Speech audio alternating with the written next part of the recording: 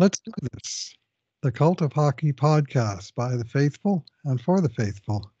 I'm Bruce McCurdy of the Edmonton Journal's Cult of Hockey, and I'm here tonight with my colleague Kurt Leavins, all the way from Pender Island in British Columbia, where Kurt has watched and graded tonight's Oilers win 3-0 over Chicago Blackhawks to make for a 15-game winning streak by the Oilers. How about We that? want 16. We want 16.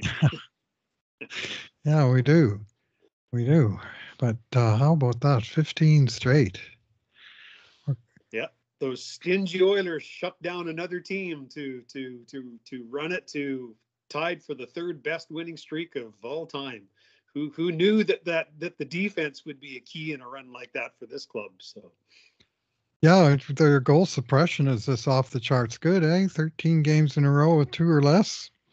And you might remember the game before that, they beat the Rangers 4-3, and New York scored with 1 second left in the third period to make it 4-3 just before that's right. Christmas, right? Yeah.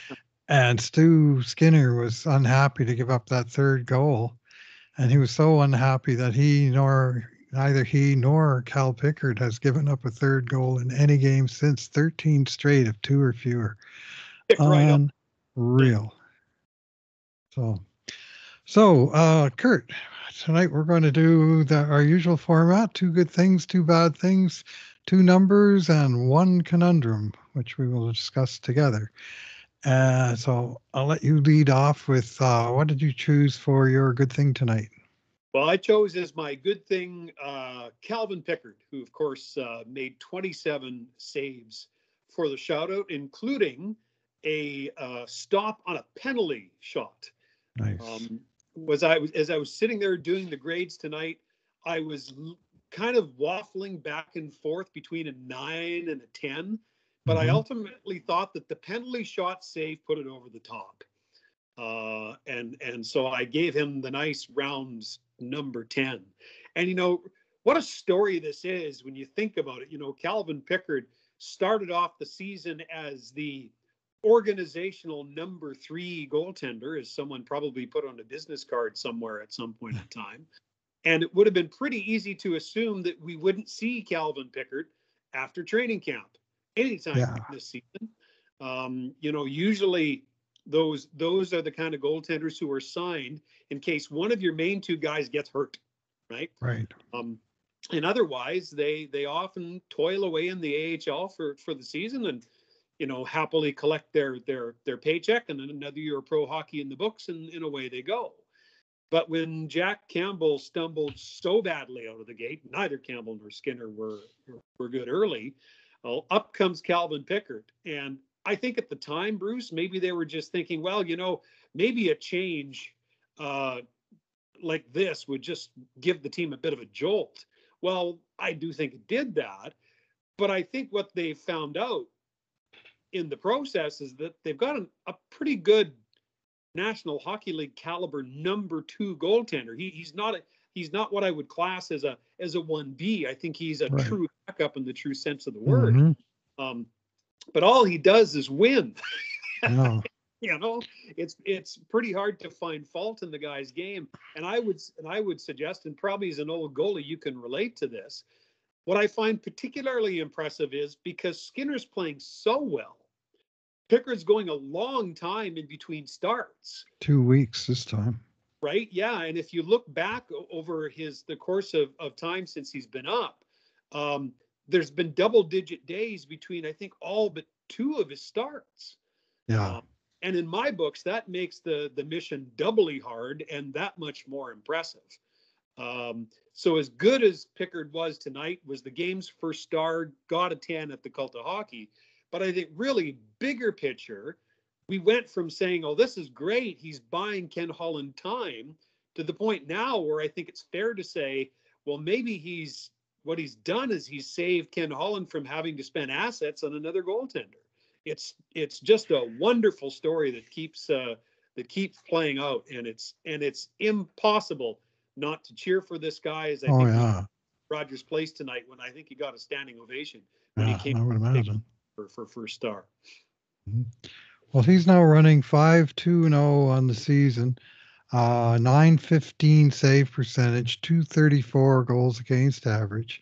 Twice he was beaten by Florida Panthers, who's one of the highest scoring teams in the league. And otherwise, he's just shut teams down and, won basically low scoring games.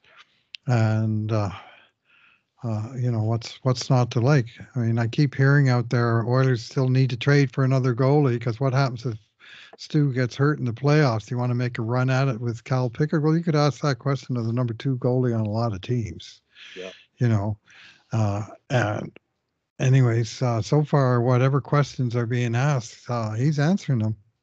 Yep. And from what I gather, he's tremendous in the room. And the old saying, well, if he's so good in the room, leave him in the room.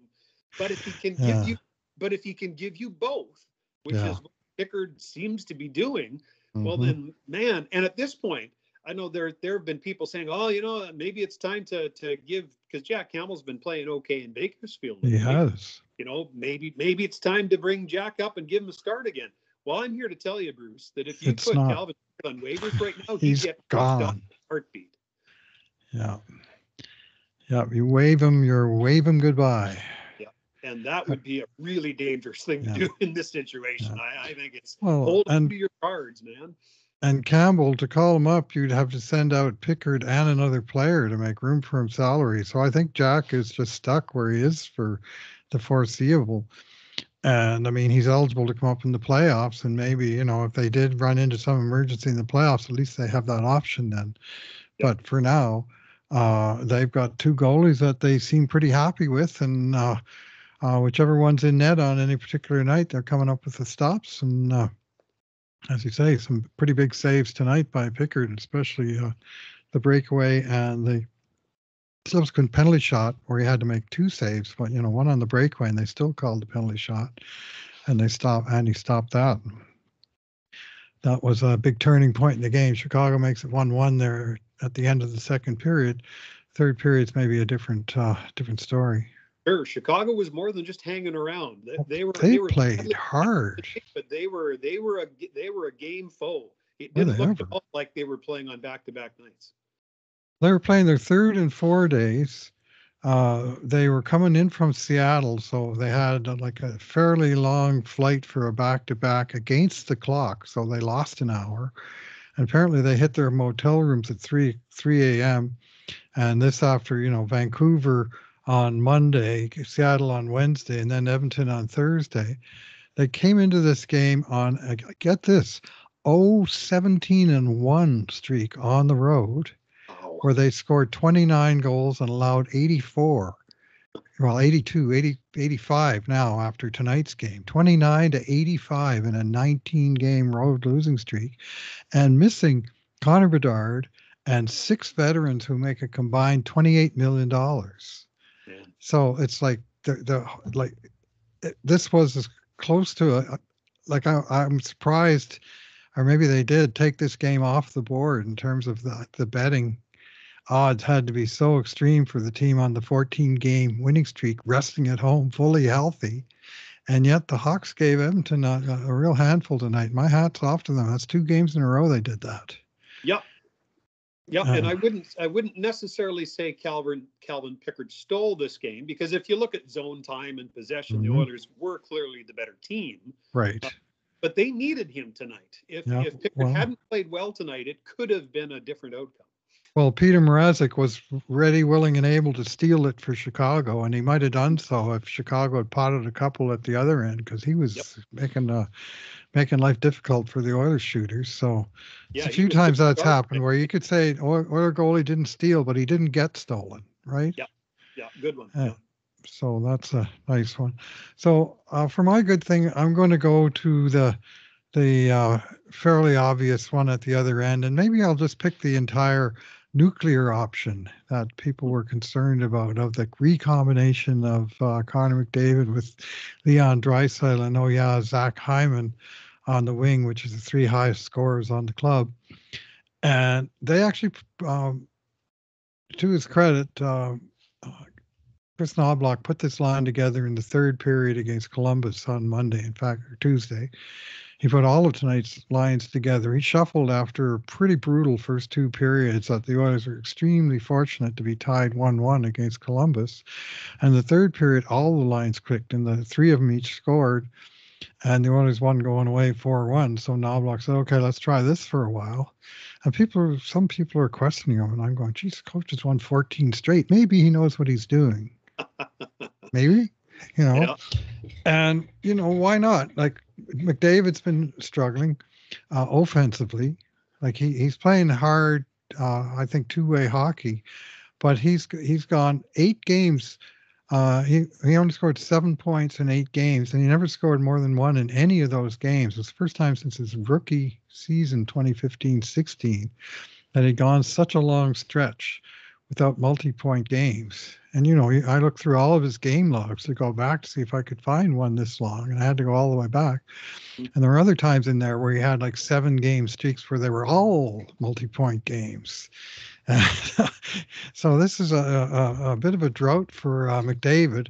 So putting him with sort of high skill line mates and against a struggling opponent was maybe not a bad recipe. And truth be told, it's that line that won this game for the Edmonton Oilers at the offensive end of the sheet. Much as the whole team deserves the credit for the shutout, it was McDavid with 2 goals and an assist, Hyman with 1 goal, and Draisaitl with 3 assists.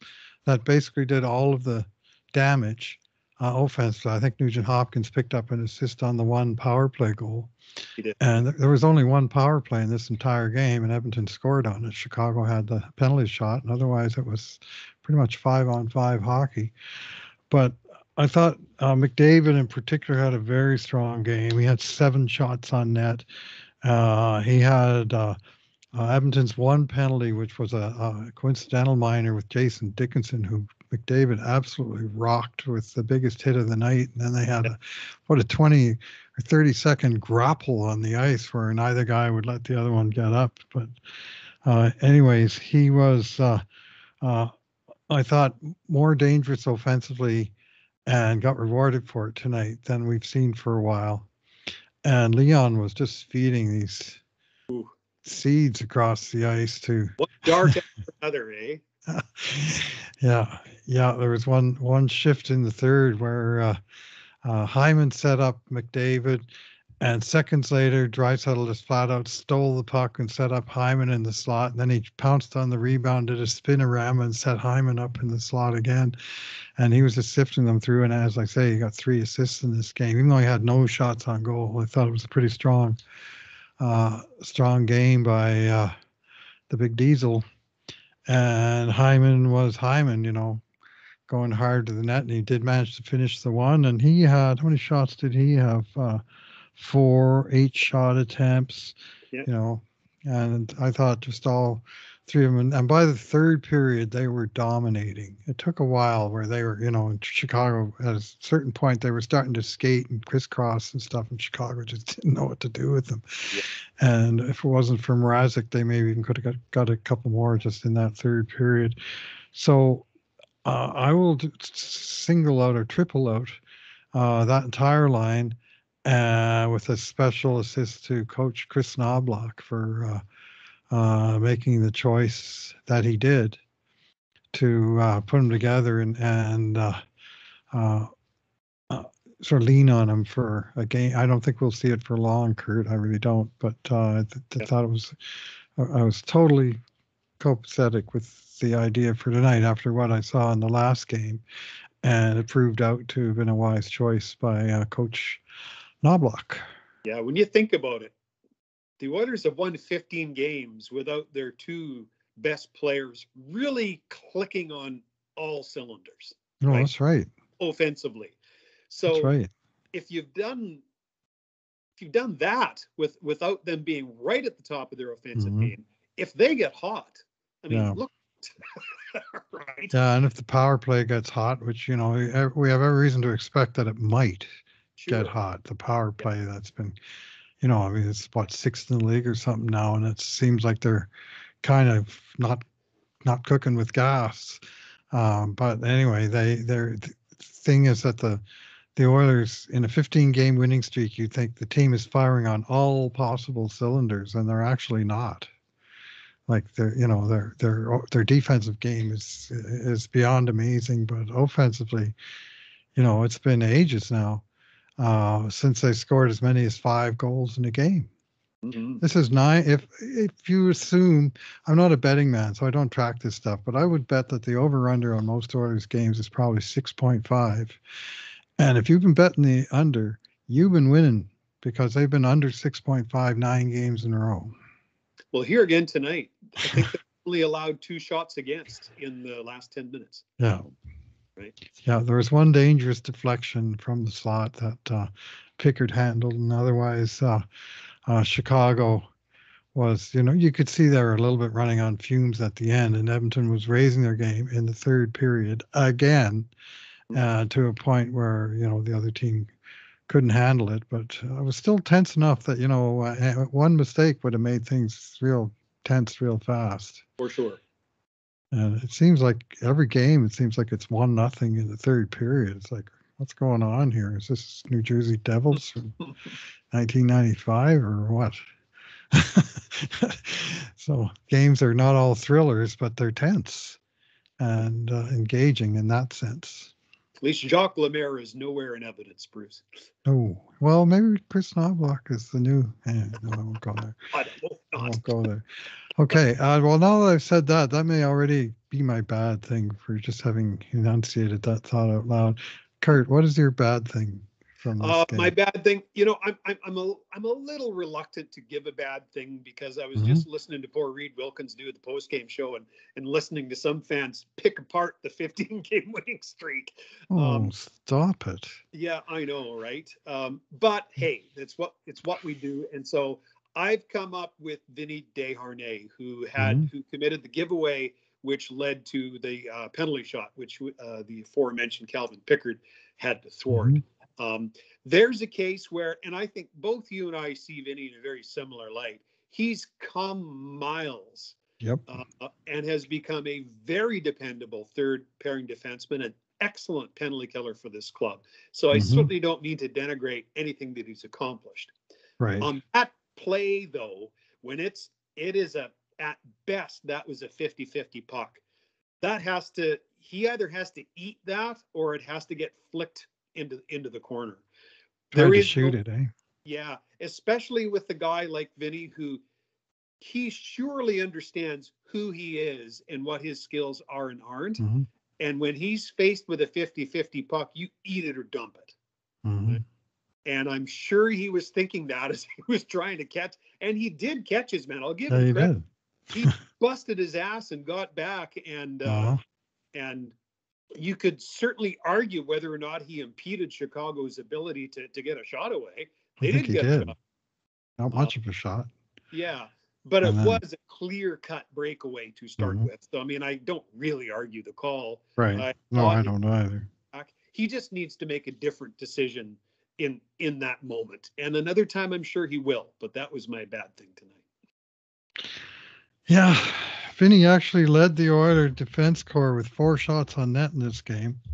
And he was actually pretty decent in the offensive zone, but that was a bad decision in the split second there. Like, he got fed the puck under heavy traffic and he tried to sift it through, and it ended bad. Well, didn't end entirely badly, but it did not go as per protocol. It didn't end as bad as it could have. Yeah. So, I'm struggling for a bad thing too. The Oilers didn't do a whole lot like super wrong in this game. I think I'm just gonna single out again the slow start, and I keep going back to this because it keeps happening. And of course, the flip side of the slow start is the fast finish that we've been seeing in games. But the first period, especially the early going, wasn't too bad. And then the second half of the first period, I thought actually this is where Pickard did some of his best work. That Chicago had 4 grade A shots in sort of a 4 or 5 minute span there at the tail end of the first. You see 629, 628, two right in a row. 435, 304. So 4 grade A shots in 3.5 minutes. And it just was a little bit of a lull there. And the score was 0-0. And it was like the Oilers were feeling their way into the game again. And they got away with it. So it's not a super bad thing, but there was a time in the game where I was frustrated that I thought Chicago was outworking the Oilers, and I couldn't really properly explain that other than, they just weren't fully dialed in for a bit. So, Yeah. but that's, as bad things go, that's a soft call. But that's all I got, because Well, there's no standouts of, well, this guy sucked. There's nothing like that. yeah. Yeah. Yeah. I certainly agree with your assessment. And a lot of people will have a hard time swallowing what I'm about to say. But, it was the Chicago Blackhawks on a Thursday night. Yep. That is kind of hard to get up for. I Mhm. remember my brother, who is an exceptional junior hockey player. And I remember one night Swift Current went into Saskatoon, and Saskatoon wasn't good to begin with, and the Mhm. Broncos just hammered them 10-1. Oh, And my brother, who was leading the league in goal scoring at the time, wow. didn't get a point or a shot on net. He played for the team with the 10? With the 10. And I Wow. remember talking to him after the game, and he just kind of shook his head woefully, and he said, Kurt, some nights you just don't have it. Uh-huh. Yeah, well, it sounds And like. I was thinking of my brother tonight watching that Mhm. game, where I go, yeah, it was probably just as hard to get up to Mhm. play Chicago as it was to get up to play Saskatoon Mhm. that night. So, and I know the average fan hates to hear that, but any player will tell you that it does happen, and it's frustrating. Uh-huh. But it does show you just how much of the game depends on Oh. raw emotion. It's such a grind. I mean, 82 games. I mean, most players, they might tell you that privately. Only Jason Arnott will say something publicly. Remember, he said, "Well, I just wasn't that into it." Yeah. He lost a significant portion of the fan base. I thought, just for being honest, personally, I thought, well, I mean, it's not a good explanation, but it's an explanation. He just wasn't feeling it. He maybe a poor choice of words, Yeah. but he lost some support with that particular admission. So most players would prefer, they might tell you that, in private, but He gave him truth serum, yeah, that's right. So, Kurt, what have you got for a number tonight? My number, it would be, there's one number that's obvious, and there's the elephant in the room, but that's, as the veteran on the podcast tonight, that's yours. Okay. My number tonight is 100, which may seem a little bit out of left field, but the victory tonight for Calvin Pickard, his shutout victory, his 5th career shutout, by the way. The last time he had earned a shutout was November of 2018. Wow. And 100 was the number of NHL starts that he now has after tonight. Tonight was NHL start number 100 for Pickard, and he celebrates it with the shutout. Two pretty round numbers, and I think a pretty happy goaltender at the end of it. Stopped 100% of the shots he faced too, eh? Yeah, exactly. And by the way, and I don't know if you caught this, of the 100% of the shots he stopped, of course, as we already discussed, one was a penalty shot. Yes. That was the second penalty shot that he's faced in his NHL career. Wow. Would you like to guess who the team was that he faced the other one? I wouldn't be able to guess that, but you're going to probably tell me the Oilers, are you? It was the Chicago Blackhawks. Oh, okay. Yeah, that's right. The Oilers never got penalty shots. What am I saying? Yeah. He was with Colorado, and it was with the Chicago Blackhawks, and it was Jonathan Toews that beat him on that night. Yeah, Jonathan Toews. He knew how to convert a penalty shot or shootout attempt. He was famous for it from his World Junior days. He was. So there's Yeah. a few neat bits of So history. this was his first penalty shot save of his career. Yes. And his 100th start. Yeah. Wow, good stuff. Yeah, well, it's hard not to feel, that's a feel-good story, and tonight it's a feel-real-good story for Cal Pickard, who is answering the critics in the best way possible by stopping pucks and getting wins. Yep, 100%. Yeah. So my number, well, it's 15, of course, but it's also 30. And 30 is the number of goals, real goals, that the Oilers have scored after the second Zamboni during the winning streak. Mm. In the 15 third periods, they've outscored their opponents 28-6 just in the third period alone. And then two other games that carried on to overtime. Of course, they scored the winner in both those games in overtime. And then, there's three that carried on to overtime. Two they won in overtime. And the third one, which goal I'm not counting, is the shootout goal because it doesn't really get recognized as a goal anywhere but the standings. But they scored 30 real goals in the last 15 third periods, 2 per, and they've given up 6. So their average third period in overtime has been 2 goals for and 0.4 goals against. A 5-to-1 ratio of goals in crunch time of this entire long string of games. And many of those games, that winning goal has been scored in the third period or overtime. Some games, the tying goal has been scored before the winning goal in the third period. And they've just been fire in the third period and dominating many games. Like, I don't know what the shot counts are, but I know a lot of games where it's by the third period, Edmonton is just all over the other guys. And that's real nice to see. And they've got the results to back it up. I think now we're up to maybe 3 of those goals are empty netters. For a long time, there were none at all. But the last couple of games, they've had Hyman got one in Calgary the other night, and there's maybe one not much before that. Otherwise, it's been a lot of 2-1, 3-1, 4-2 games. And when I think about it, this team's going to make the playoffs. We just don't know where they're going to finish. But I think playing games like this now is probably healthier than winning 5 and 6-1 games, because these are the kind of grinds that you have to win come postseason time. Yeah, you got to know how to hang on to a 1-goal lead. You got to know how to produce a goal down the stretch somehow when you need it. And they're just doing getting those key plays and the bend don't break defense. And as you say, 2 shots in the last 10 minutes, which has been a pretty frequent occurrence of late. Like, I think that last game they said there's been 6 games in a row where they had 3 or fewer shots in the last 10 minutes, and basically they were leading all those games. Crazy. And you would think that the other team would be pouring it on.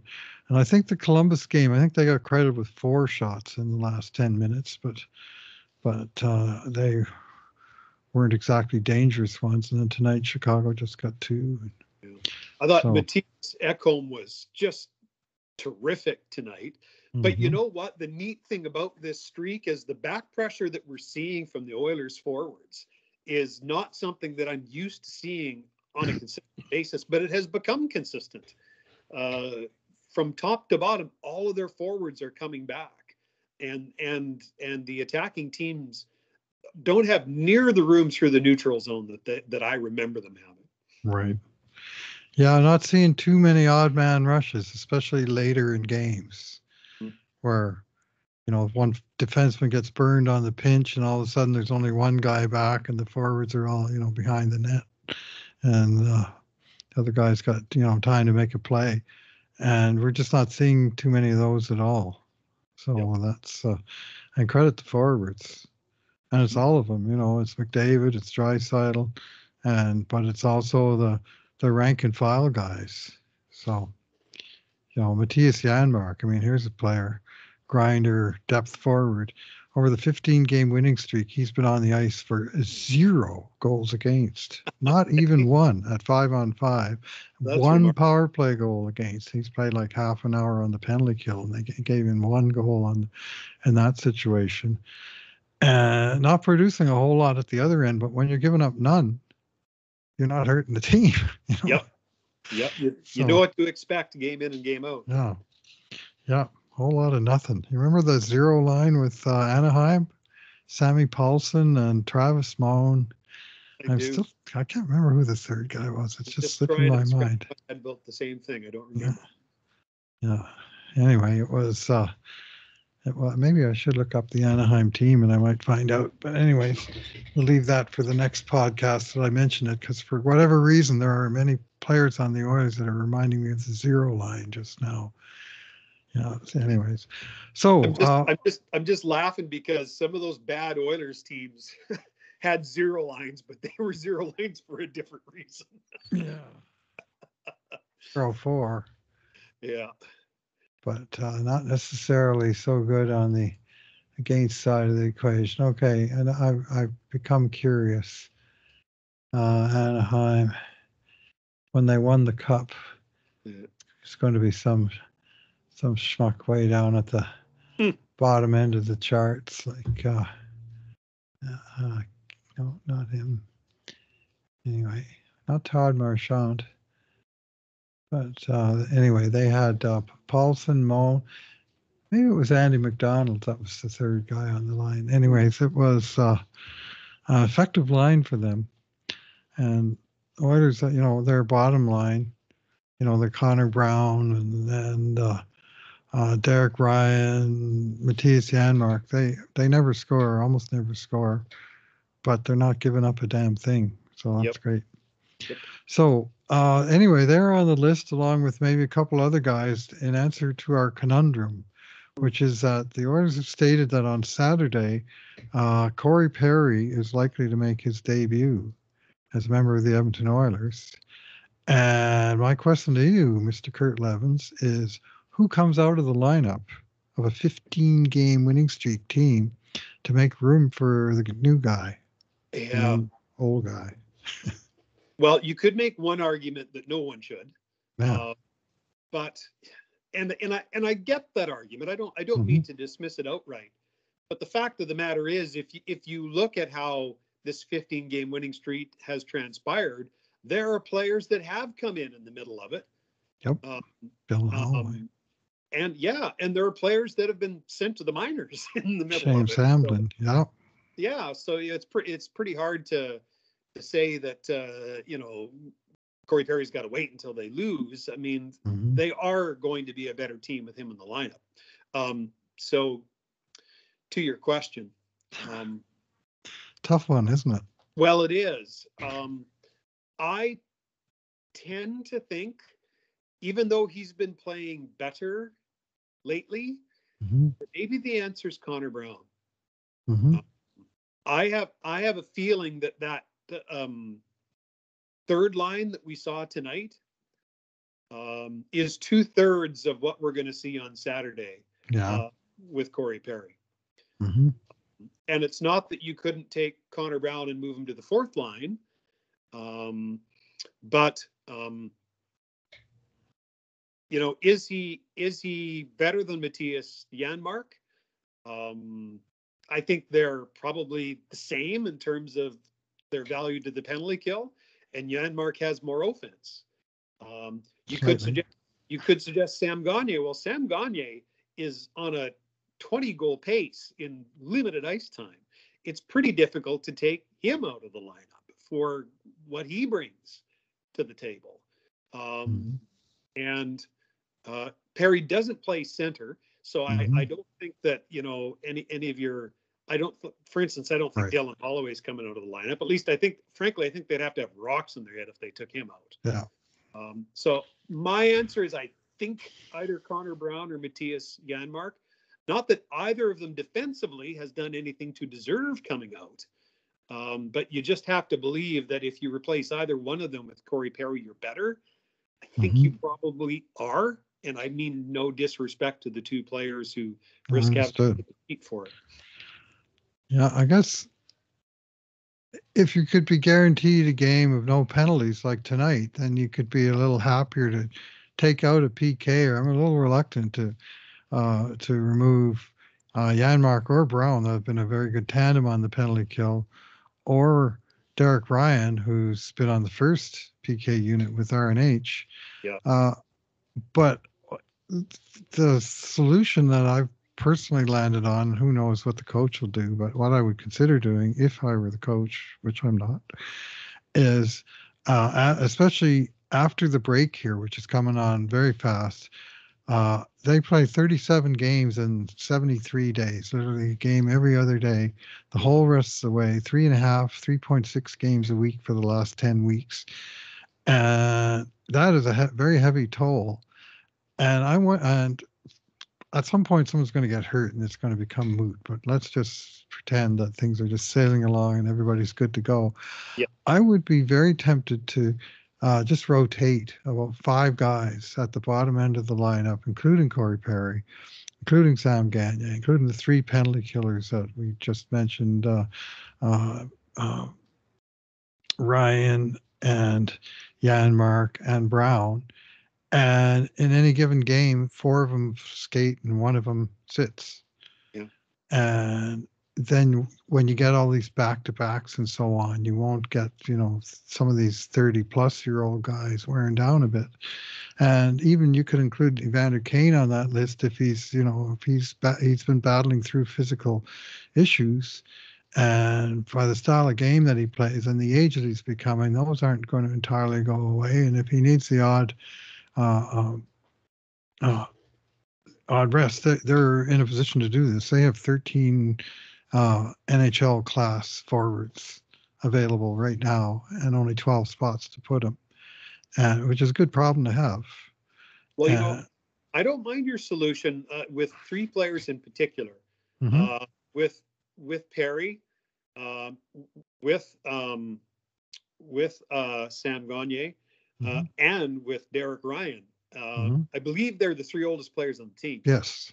And it's a tough old grind, right? Yes. And I think all 3 of those guys will Mm-hmm. be very valuable to this club down the Mm-hmm. stretch, but none of them will be if they're Worn out with their tongues dragging out. So I think your idea has merit. Mm-hmm. If you can keep this lineup fresh, that's going to be better for everybody. Mm-hmm. And I think it's a safe assumption to say that those 3 guys who are a little longer in the tooth could probably use a rest every now and again. Mm-hmm. And it also keeps everybody involved. So whether it's 3 players or 5 in the rotation, I think your idea is really creative. And I think Chris Knobloch would be quite smart to listen to Coach McCurdy and adopt at least a version of it. So. Yeah, well, if they're going to be playing, 4 games in a week, and some of these 34 and 37-year-old guys, if they play 3 of the 4, hey, they're still getting lots of game action. Yeah. And be using their depth to the advantage of keeping their team moderately rested. And of course, all that said, we know that as we get into these games, the thick and fast games, the guys playing 22 minutes at the top of the lineup, they're going to wear down a little bit too. So they're going to be counting, I think, a little bit more on the depth guys to grind it out on some nights, so that they're not constantly leaning on McDavid, Draisaitl, Hyman, Nugent Hopkins to play north of 20 minutes. It's one thing when you're playing 3 games a week, but when you're playing 4, that changes the equation. The last week of the season, Kurt, they play 5 games in 7 days. Thank you, Mr. Schedule Maker. Well, I'd go a step further, and I'd say that if some of these bottom 6 guys that we're talking about aren't playing meaningful roles down the stretch, that doesn't bode well for the club. Mm-hmm. Right. I think in this day and age, but probably in all time, Stanley Cup winners are teams with depth, and they get contributions from the top and from the bottom of their roster. And I think it's been a fair criticism that Edmonton has not been deep enough yet. Yes, absolutely. And they haven't pushed any deeper. So by keeping these guys fresh contributors, I think that's a good prescription for the entire team and their Stanley Cup chances. Yeah, well, tonight the least ice time on the team was 8:56 for Derek Ryan, and of course normally he'd get a couple or 3 minutes on the penalty kill, and tonight there was none. There just weren't any penalties, but he still played 9 minutes. Gagne played 9.5. Everybody else was north of 10, and at the high end, Draisaitl was at 21. And then on the back end tonight, it was just a very tight range from 16 minutes for Kulak to 22 for Bouchard. And they were all between 17 to 23 shifts. So they were really pushing all three pairs out in sequence. And I mean, this, because of the lack of penalties, this was really a game to roll the lines and the pairings, and they did all of that.